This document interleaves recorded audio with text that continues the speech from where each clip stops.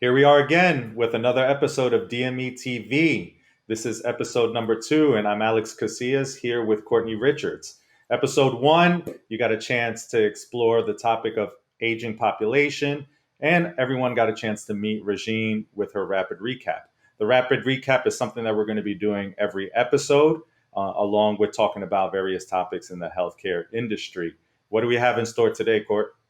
Hey, thanks again, Alex. Once again, my name is Courtney Richards. I'm the founder and CEO of DME Connected. Just to piggyback on what Alex said, yes, we have Regine with a rapid recap of industry news. Within this episode, we're also going to be speaking with Quan Anarchy. And Quan is going to be chiming in from time to time and speak to us about health, finance, and advice. So his section of the show is actually going to be called HFA. And that's what we're going to be doing this episode. So right now, Alex, why don't you bring in Regine to let's find out what's going on in the industry right now?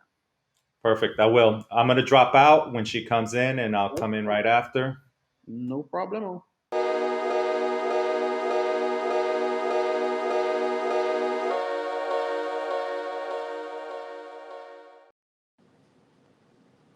Hey, how you doing, Regine? Hey Courtney, how are you? I'm pretty good. What's going on in the industry today? We have a lot to talk about, so I'm just going to Okay. jump right on in. So, first Okay. off, we are talking about the population, in Mhm. particular the senior citizens. So, there are senior care franchises, one of them being Acasa, that's been popping up throughout the USA. They're expected to open up about 300 locations throughout the US in the upcoming years. Not sure if you're aware, but about 10,000 seniors are turning 65 years old every day until 2030. Okay, So, that's interesting. yeah, it's a great opportunity for anyone that is interested or inside the medical industry at the moment to invest in their own franchise and build a business. Acasa Senior Care is actually one of the most affordable franchise opportunities in the senior home care industry. So, it's a good Wow. one to get into. I say get in while it's hot.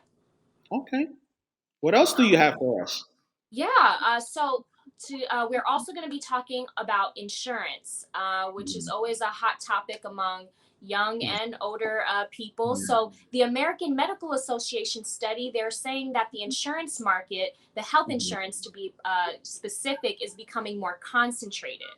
And so about 73% of US commercial health insurance markets, they're highly concentrated, and that's Mhm. based off of guidelines used by the Department of Justice and federal trade commissions to assess the market competition. So we're Wow. talking about 54% of the markets that were highly Mhm. concentrated in 2014 became Mhm. even more concentrated by 2020. And that's just as told by the study.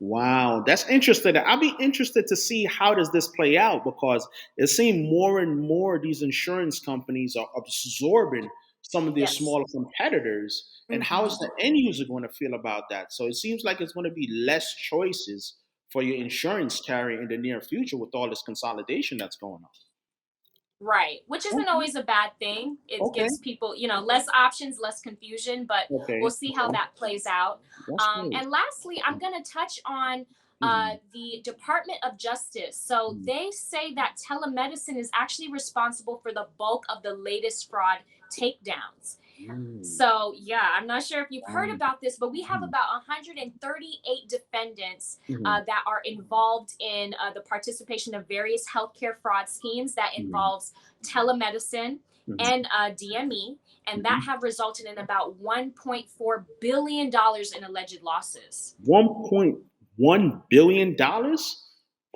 that's 1.4 billion. 1.4 billion. So how are they breaking down this number now? Like what's associated with what? Yeah, sure. Mhm. I can break that down for you. Yeah. So the charges targeted approximately Mhm. about 1.1 billion in fraud committed using telemedicine, Mhm. and that basically means the use of telecommunications technology to provide healthcare services remotely, which we Mhm. all know that Yeah. became really huge during the pandemic last year and continues to be. We also have about 29 million in COVID-19 healthcare fraud, and then 133 million connected to substance abuse treatment facilities or sober Mhm. homes, Mhm. and then about 160 million Mhm. connected to other healthcare fraud or illegal opioid distribution schemes across the country. So Wow. lot of fraud going on, a lot of money lost, but Mhm. hopefully we can recoup those losses. Hey, that's bad news to hear, first of all, but it sounds like the Department of Justice has really got a grasp on finding out what's going on there.